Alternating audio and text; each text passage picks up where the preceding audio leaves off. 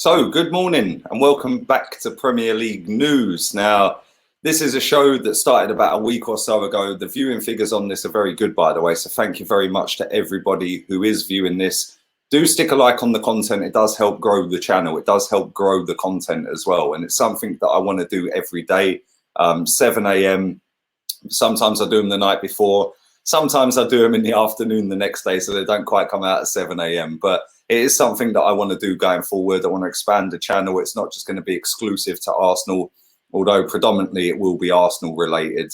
But I do want to expand out to the Premier League side of it as well. And it's something that I've wanted to do for a very long time. And I've got a lot of subscribers on this channel that are not Arsenal fans. So I've got a lot of Liverpool fans. So that's where we're going to start. We're going to start with an ex-Liverpool player, Jamie Carragher. What a defender he was, by the way. Very, very tough defender. Although the lasting memory I have of this guy, turn your ears off now, Liverpool fans, is when when he ran into his fellow partner at centre back. I think it was Sami Hyypiä that day. I might be wrong, but Thierry Henry ran rings round him that day, and we done him 4-2. And that was the season we went invincible. What a season. What a fall from grace, by the way, as well. But anyway, I digress. He has spoken, and he's done a little interview where he's spoken about Jadon Sancho. Now, obviously, we know that Chelsea signed a pre-contract agreement with Hakim Ziyech. And again, if you haven't checked that video out from yesterday, I spoke about that in depth yesterday. As an Arsenal fan, I'm absolutely in bits that we didn't go and sign him at Arsenal. £38 million. Seriously, that is an absolute bargain. But he has come out and he has spoken about signing Sancho at Chelsea. He said, look, I think that when you look at Chelsea straight away, they're desperate for wide players. He was speaking on Sky Sports when asked about their signing. He said, I think, excuse me, I think Pedro and Willian are at the age they're at now, where every transfer window, it seems like they get linked to someone, or certainly Barcelona. And it could happen with Pedro in the summer. I think Pedro is probably looking to go. He hasn't played too much at Chelsea. You would think that wide players are a thing that Chelsea are looking for. And they are putting their hat into the ring with Sancho, no doubt about that. Possibly one of the best youngsters in world football at the moment. You see his stats at Borussia Dortmund for goals and assists. Being an English player as well, he'll be desperate to come back. So I think he will be the hottest property this summer. Everyone in the Premier League will be looking to bring him in. Excuse me, I've got a frog in my throat this morning. And listen, I totally agree. Jadon Sancho, firstly, props to him, right? Because he could have quite easily stayed in England, milked it on the pretty big wages at the time that he was on. Instead, he thought, nah, sod this, I'm going to play football, and I want to play football anywhere. Obviously, Dortmund came in for him, and he's been absolutely tearing it up since he's been there. And fully credit to him. I think he's been absolutely fantastic. And he's kind of led the way for others as well. If you think about it, Reece Nelson from my team, he went over to Hoffenheim on loan. He started off really, really well. And he's friends with Jadon Sancho. Obviously, they're in the England youth setup together at the time. And he went out there, he scored 6 goals, I think, in his first 7 touches of the ball, got an assist with his other touch that he didn't score with.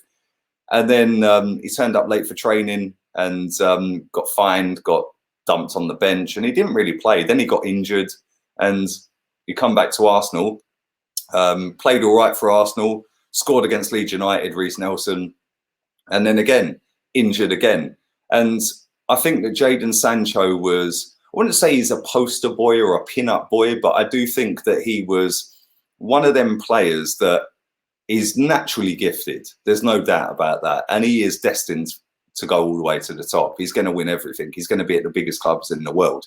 No disrespect to Dortmund, by the way, because I think they're a fantastic team. I'd love to go to their ground. So any Dortmund fans out there that want to do a GoFundMe, stick it in the comment section. I'm fully up for being in that yellow wall one day. But I do think that Jadon Sancho kind of set the trend. Obviously, Smith Rowe went out there as well, again from Arsenal. Didn't quite go to plan. Again, he was injured. But a lot more English kids are going to go out to Germany, because I like the way that the German teams integrate the youth into the team. It's not all about the superstar. Yes, they've got superstars at some of these clubs, Bayern, Dortmund, Leipzig, teams like that. But at the same time, they do give youth a chance. And the way that they structure everything, not just only their youth setup, but the ticket prices. I spoke to a Schalke fan many years ago, and he said that to go to an away game in the Bundesliga was €7 as a Schalke fan. This was going back about 3-4 years ago. In that €7, that's for any team you're playing, by the way. You get your coach travel there and back. And I just found that staggering. And a lot of the teams out there are run properly. They're not in debt. They don't pay over the top wages, but they do it right, and fair play. And listen, Jadon Sancho is not going to be at Dortmund come the end of the summer, in my opinion. But listen, leave that in the comments section. Where do you think he is going to end up? I personally don't think he'll end up at Chelsea. Jamie Carragher can come out and say whatever he wants. He may be proven right.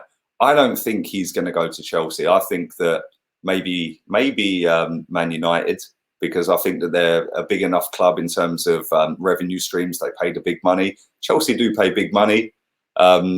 But Man United, it's Man United, isn't it? Even though they're not the greatest of teams right now. But I do want to move on to Roberto Firmino. Obviously, another Liverpool player in line with the Jamie Carragher one. Not quite sure about his teeth. I think they're a little bit too bright, if I'm being honest, but they're perfectly straight. But anyway, he holds the current record for the most goals scored in a season so far without scoring a home goal. He has 8 away goals this season. All 8 of his goals are away from home. And he actually overtook Ryan Giggs' 18-year-old record when he scored against Wolverhampton Wanderers a couple of weeks ago, the winning goal in the last couple of minutes. All 8 of his goals have come away from home this season. Now, there's a long way to go to breaking the consecutive away goals. I'm going to read this out. This is mad. This is off of the Premier League website. He's currently top with 8 goals only in a season all the way from home, ahead of Giggsy, who's on 7. Bobby Zamora's on 6. Mike Newell, proper throwback, that one. He's on 6, level with an Arsenal legend, Kevin Campbell. Big up, KC. Very, very nice guy. But he's got a long way to go to scoring the most consecutive away goals. And that is held by Ryan Giggs and Harry Kane, of all people. And Harry Kane done that in 2017. They're both on 13 away consecutive goals. Ole Gunnar Solskjaer, back in 2002, scored 11. Dennis Bergkamp, Jesus Christ, the best footballer I've ever seen at my football club, is on 9, along with Chris Sutton and Wayne Rooney. Now, obviously, he's currently on 8. So he has got a long way to go with that. But at the same time, can he beat it? Can he score that many goals and go top of the league in terms of scoring consecutive away goals? I'd love you guys to tell me in the comment section down below. The record held for most away goals in a season, not consecutively just away goals, but most in a season, is held by Kevin Phillips. What a player he was, by the way. That was back in 2000, 99-2000. Couple of players are in second place. Aguero's one of them. Harry Kane's one of them. Both scoring 15 away goals in a season, which is relentless if we're being completely honest with ourselves. But I do like Bobby Firmino. I do think he's a very underrated player. And I've always looked at him, and very early on, like the first year or so that Lacazette was at Arsenal, I put Lacazette in the same kind of bracket as him. And I like Lacazette. But this season has highlighted how poor Lacazette is. And I don't want to go off on a tangent about Lacazette, but if you offered me Firmino over Lacazette, I'll take it in a heartbeat. That guy is the glue in that front three. Yes, Salah's class. Yes, Mane's class. Yes, their midfield's hardworking. They support that. Then they've got the fullbacks that do their thing. You take Firmino out of that side, they're not the same team. And I fully believe that. But listen, leave it in the comment section. Will he beat the consecutive away goals record held by Harry Kane and Ryan Giggs, which is currently 13? If he scores against Norwich on Saturday, I don't think that's a thing. I think he flops. So there we go. Anyway, last but by no means least, I very, very quickly want to touch on this. And this is this guy, Bobby Madley. Do you remember him? he was actually banned as a Premier League referee. And the reason he was banned in 2018 is because he sent a video to a friend of his mocking a disabled person, which is kind of mad. So obviously the PGMOL banned him from officiating. But he is actually, after a layoff, he's 34 years old. You wouldn't believe it looking at his airline. I'm 37. He's got a worse airline than me. He's put a bit of timber on as well, by the looks of it. But he's 34 years old.